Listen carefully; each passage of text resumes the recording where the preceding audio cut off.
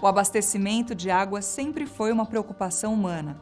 No Império Romano, por exemplo, em grande parte de seu território foram criados aquedutos que forneciam água a cidades e vilas. Esses aquedutos abasteciam tanto fontes públicas quanto reservatórios particulares, exatamente como é feito hoje em dia. O fornecimento de água pode ser direto, indireto ou misto. No abastecimento direto, o fornecimento à estrutura predial é feito pela rede pública. Já no abastecimento indireto, o fornecimento é feito por reservatórios privados.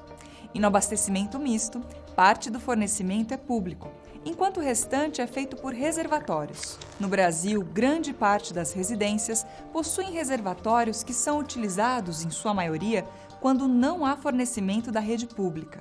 Devido à pressão do fornecimento, os depósitos não podem estar a mais de 9 metros de altura em relação à via pública. Caso contrário, será necessário um sistema de recalque para que o abastecimento ocorra. Nesse sistema, um reservatório inferior, alimentado pela rede pública, abastece um superior, por meio de bombeamento com motor. A construção dos reservatórios deve ser analisada e bem projetada, levando em consideração, por exemplo, o consumo médio por pessoa. No Brasil, foi adotado um consumo padrão de 200 litros dia por pessoa. A partir dessa média, podemos calcular a capacidade ideal de abastecimento de um reservatório. Para isso, usamos uma fórmula onde CD é o resultado do consumo de área em litros, P é a quantidade de pessoas que ocupam o edifício e Q, o consumo padrão nacional. A capacidade do reservatório deve ser o resultado do consumo diário vezes 2, para garantir o abastecimento por pelo menos 2 dias. Existem 2 tipos de reservatórios. Os reservatórios moldados in loco, que são construídos na própria obra, e os reservatórios industrializados, que são fabricados de diversos materiais. Junto aos reservatórios, é necessário pensar na rede de distribuição de água fria, que inclui, por exemplo, conceitos como a coluna, os ramais e subramais e o barrilete. O barrilete é o conjunto de tubulações que fica logo abaixo dos reservatórios. Existem 2 tipos de barriletes, o ramificado e o concentrado.